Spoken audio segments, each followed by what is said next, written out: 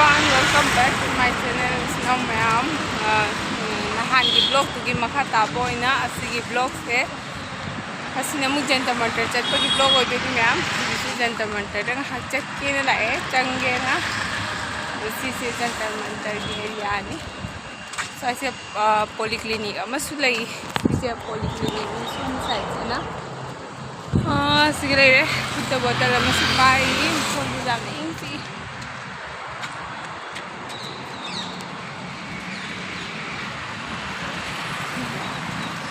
Makhadi jawraga ulage ma'am jawraga ma'am jeninga leram basu ai ko aduna makhadi jawraga ulage photo so mun phone thiga sitan lai ro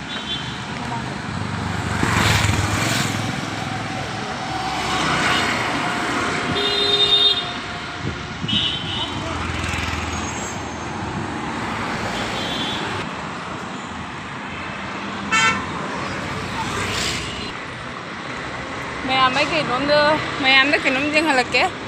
mấy em asigi se Jantar Mantar ki area ne bako se Jantar Mantar ni sigala area mamang de Jantar Mantar le area bako duga mamang de Jantar Mantar le area duga si se na mai asigi siga se guard taw no khotara thami bese se kenum ha no min kaure si taw no thami atai ke sim mafam te bako सिसे खोइना हदक मणिपुर इरांग ma'am थोखरगा मणिपुर की चिनाव ma'am नगलागा protest तो बखम दो असि मखम सिगनी मैम असि की ग्राउंड सिगनी जेसा प्रॉब्लम थोपदा प्रोटेस्ट तौद्रने प्रोटेस्ट तौइदो असि मखम सिगनी मैम ने प्रोटेस्ट है जंतर मंतर की मांगा मैम दो हजिक जंतर मंतर चंगगे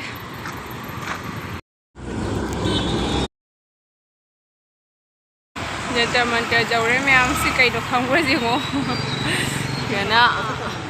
मतलब lấy giống flag cái tàu cả thế cái đồ này mẹ Amit Shah cái office thế cái gì cái force nó mà duty ta bao lâu cũng được CSF các mũ mẹ mà được sẽ là cái này mẹ em cái sẽ uống mẹ em sẽ uống vào đây đi ngao đi bo mua ngày xoay xe uống mẹ em thàn ing đi uống thàn sự quá nên cho mình sẽ lấy ra ngang mẹ em thàn là cái này sẽ nó cây hôi nó có chế độ dùng mẹ gì vậy đồ giống chẳng mà nát lại cái quả được mỗi lối nó phải na column tàu cái thằng mình làm phải đấy rồi đi nimm mana tên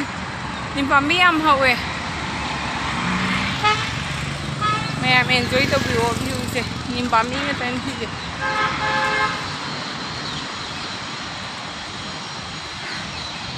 rồi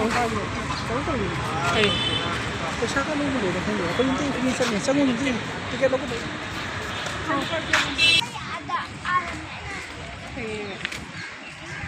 gate पे चंगे यहाँ scene Jantar Mantar चंगे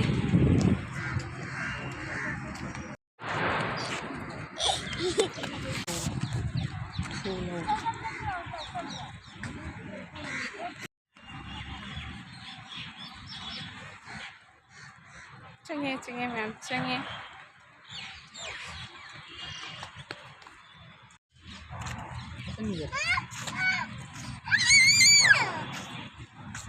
ले कई ले drama तो काला ही रखी तो कालो तो ड्रामा से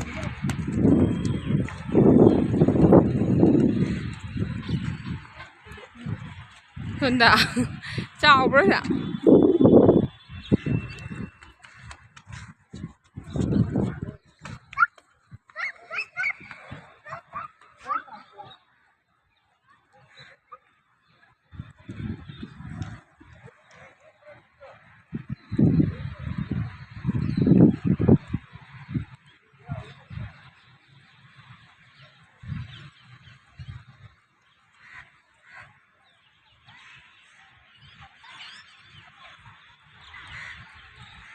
मैम वीडियो लौना होनाबद फोटो कापगा संगेको फोटो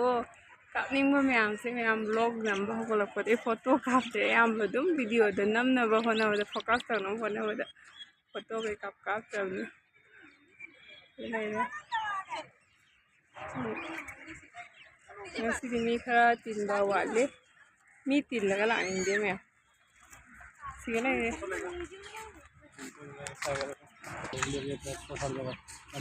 नहीं इंडिया गेट पे तो ऐसे नहीं सिगल फोटोग्राफर हम करना फोटो का क्या है तो काफन चीज है ग्रुप फोटो चीज है तो काफन चीज है मुझे कौन है सिगल है मैं फोन में ट्रांसफर कोई ने का मैं आम लाइक ते यावदो आंगांग सिंगी लाइक ते क्लास 2 3 की लाइक ते यावबनेबको असिगी से आंगांग सिंगनगा पुबिरादि याम हरावदोइने हाइदि मोगी लाइक ते यावबदो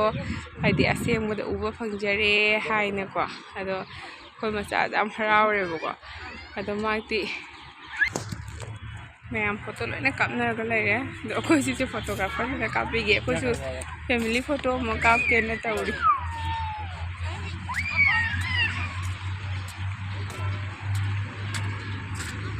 बैग से थम्मगे मोयाद फमना लई मोय गाई ngसाई बाजार तो पालिका बाजार तो अरुगगी केनो लौरेबको भैया हाँ जाते अदगी मोय सानापोल लौरकपसे सि पार्क से जौरगा लोने लौथोखरे यंतु मोय सानापोल लेबिरेबदो पार्क से जौरगा लौथो साना खथिदोरे सेटिंग तौले कौन तौर लाओ मी अंकल से गन तौन मी तो कस्टमर से फादोइनी ए आदा से से कांगु लंच तौई तु इमा नोय सानाबा मोरा लाओ लाओ लाओ लाओ से परो लाओ अंकल से गाय ले लाओ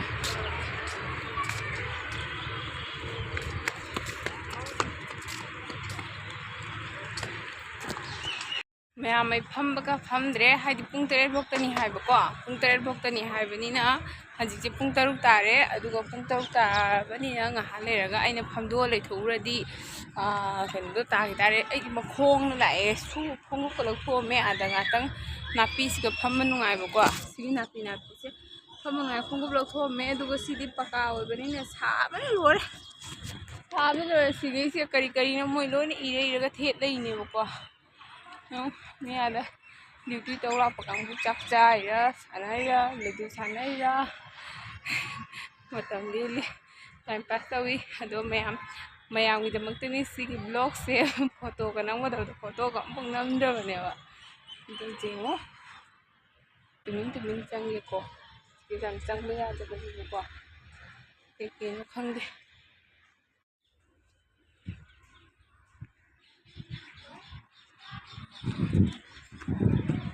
जंग लाई से सिगा लेरे दु मैम आद लेरे अखोइनगा टीवी दे जाम तोइनो उत्पा लाइटगा जाम हापदो आद लेरे दुगा सिगी सीरीज ने सिगा लेरे से चंगबा जाते गेट से लोक पालगा थमी मैम लाई जो से जेंगो सिगा सुमाइना सिपुरम से लोक पाल थमी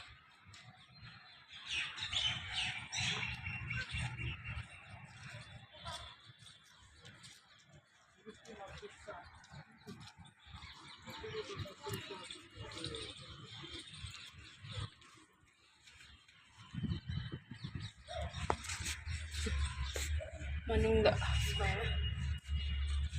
सिसे कइनुनेबको मोगी जंत्र का सागे कोट अदु सैंपल नेबा से अतई ngैसिना मी चटपा खोटपा चटनबा खोनबा पार्क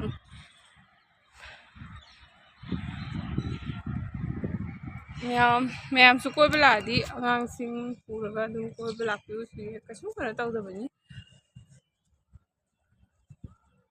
जामना स्टार्स कनबा खोटपा लेते मैम सु कोई लादी आगांसिंग पुरगा सि विजिट तौबिरमु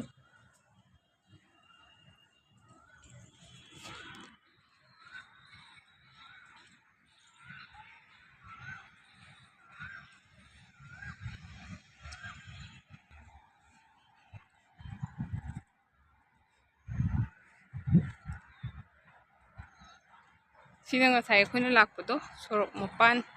सोरक लमदे रोको बाउंडारी मनाक्तो अदुदनी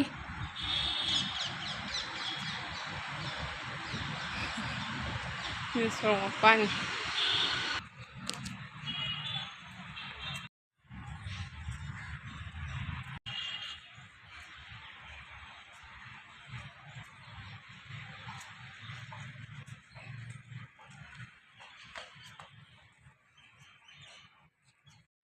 ꯑꯩꯒꯤ ꯆꯦꯅꯦꯜꯁꯤꯕꯨ ꯌꯦꯡꯅꯔꯤꯕ ꯊꯦꯡꯅꯔꯤꯕ ꯏꯆꯤꯟꯅꯥꯎꯁꯤꯡꯅ ꯆꯦꯅꯦꯜꯁꯤꯕꯨ ꯁꯞꯄꯣꯔꯠ ꯇꯧꯕꯤꯔꯝꯃꯣ, ꯂꯥꯏꯛ ꯑꯦꯟ ꯁꯕꯁꯀ꯭ꯔꯥꯏꯕ ꯇꯧꯕꯤꯔꯝꯃꯣ, ꯂꯥꯏꯛ ꯑꯦꯟ ꯁꯕꯁꯀ꯭ꯔꯥꯏꯕ ꯇꯧꯕꯤꯗꯨꯅ ꯃꯊꯪ ꯃꯊꯪ ꯀꯣꯟꯇꯦꯟ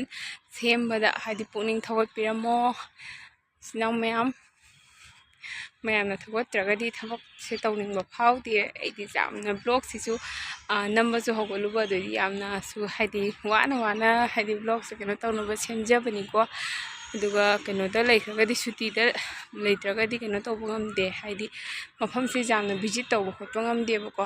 ꯑꯗꯨꯅ ꯑꯗꯨꯝ ꯑꯩꯒꯤ ꯕ꯭ꯂꯣꯒꯁꯤꯒ ꯑꯩꯒꯤ ꯆꯦꯅꯦꯜꯒꯤꯁꯤꯒ ꯑꯗꯨꯝ ꯑꯌꯥꯝꯕꯅ ꯑꯗꯨꯝ ꯂꯥꯏꯐ ꯁ꯭ꯇꯥꯏꯜꯒꯁꯨ ꯃꯔꯤ ꯂꯩꯅꯅ ꯑꯗꯨꯝ ꯍꯥꯞꯄꯛꯀꯅꯤ ꯃꯔꯛꯇꯅ ꯇ꯭ꯔꯦꯚꯦꯜ ꯇꯧꯕꯒꯨꯝꯕ ꯁꯨꯃꯥꯏꯅ ꯑꯩ ꯅꯪ ꯀꯧꯒꯦ ꯇꯧꯏꯅꯤ ꯅꯪ ꯖꯦꯡ ꯂꯥꯛꯑꯒ ꯅꯪ ꯖꯦꯡꯁꯨ ꯖꯦꯡꯗꯦ ꯁꯤꯅꯤ ꯅꯪ ꯖꯟꯇꯔ ꯃꯟꯇꯔꯗꯣ ꯈꯨꯁ ꯑꯣꯏꯔꯕ ꯅꯪꯗꯤ ꯈꯨꯁ ꯑꯣꯏꯔꯕꯣ ꯂꯥꯛꯑꯒ ꯑꯣꯏꯔꯦ ꯂꯥꯛꯑꯣ ꯀꯥꯔꯨꯅꯨ ꯑꯗꯨꯒ ꯌꯦꯡꯉꯨꯁꯦ ꯁꯤꯅꯤ ꯖꯟꯇꯔ ꯃꯟꯇꯔ ꯍꯥꯏꯗꯣ ꯃꯥꯛꯅꯦꯕꯀꯣ ꯍꯥꯏꯗꯤ ꯑꯩꯈꯣꯏꯅ ꯍꯧꯖꯤꯛꯇ ꯄꯨꯕꯤꯔꯛꯇꯣꯏꯅꯤ ꯑꯗꯣ ꯃꯥꯛꯇꯤ ꯑꯁꯤꯒꯨꯝꯕ ꯍꯥꯏꯗꯤ ꯑꯍꯥꯡꯕ ꯖꯒꯥꯁꯦ ꯑꯁꯤꯒ ꯆꯦꯟꯖꯕ ꯁꯥꯟꯅꯖꯕ ꯃꯥ ꯌꯥꯝ ꯄꯥꯝꯃꯤ ꯑꯗꯣ ꯃꯥꯛꯅꯤ ꯑꯗꯒꯤ ꯗꯤꯜꯂꯤꯗ ꯂꯥꯛꯄꯗꯒꯤ ꯖꯟꯇꯔ ꯃꯟꯇꯔ ꯍꯥꯏꯅ ꯃꯥꯅ ꯍꯥꯏꯁꯦ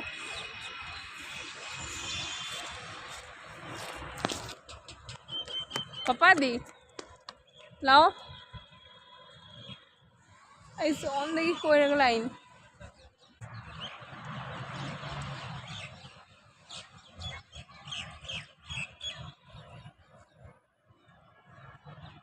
ꯐꯖꯕ꯭ꯔꯥ ꯃꯌꯥꯝ ꯑꯗꯨꯝ ꯉꯥꯏꯍꯥꯛ ꯀꯩꯅꯣ ꯇꯧꯅꯕꯅꯤꯀꯣ ꯄꯥꯔꯛ ꯃꯌꯥꯝ ꯍꯧꯖꯤꯛ ꯑꯩ ꯁꯤꯒꯤ ꯃꯈꯥꯗ ꯀꯨꯝꯊꯔꯦ ꯅꯥꯄꯤꯁꯦ ꯀꯨꯝꯊꯔꯦ ꯁꯤꯒ ꯂꯣꯏꯅ ꯏꯔꯒ ꯂꯩꯔꯦ ꯑꯗꯨ ꯀꯩꯅꯣꯗ ꯏꯕ ꯑꯗꯨꯃꯥꯏꯅ ꯃ꯭ꯌꯨꯖꯤꯌꯝꯗ ꯏꯔꯒ ꯂꯩꯍꯧꯕꯗꯣ ꯑꯗꯨꯃꯥꯏꯅꯅꯤ ꯑꯗꯣ ꯑꯗꯨꯃꯥꯏꯅ ꯏꯔꯒ ꯂꯩꯔꯕꯅꯤꯅ ꯑꯩꯗꯤ ꯌꯥꯝꯅ ꯀꯨꯞꯁꯟꯅ ꯄꯥꯗ꯭ꯔꯦ ꯑꯗꯨꯃꯥꯏꯅ ꯏꯔꯒ ꯊꯝꯃꯦ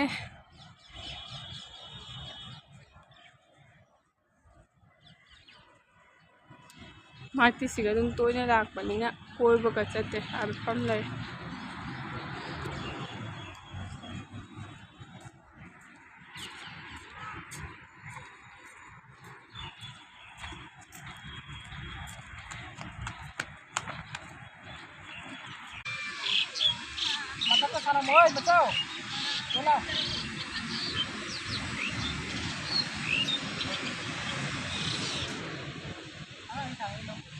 ꯁꯥꯟꯅꯁꯅꯨ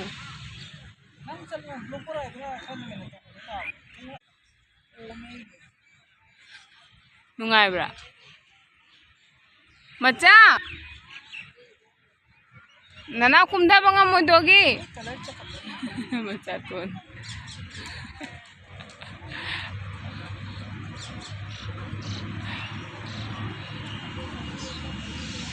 तमना तूनी तमना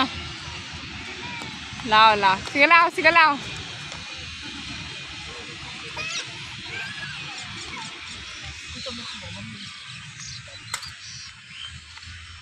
दादा इस्तन तो हम तो काय नहीं दो इश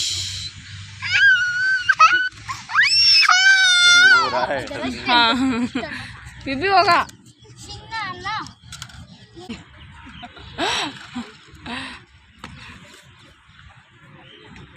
खंदा ओरगन कोई लाको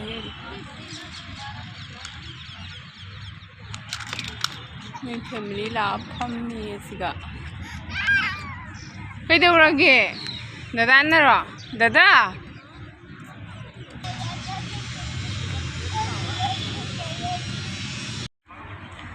ma'am ngasi blog se matang sida loiselage ma'am ngasi blog se ngasi oina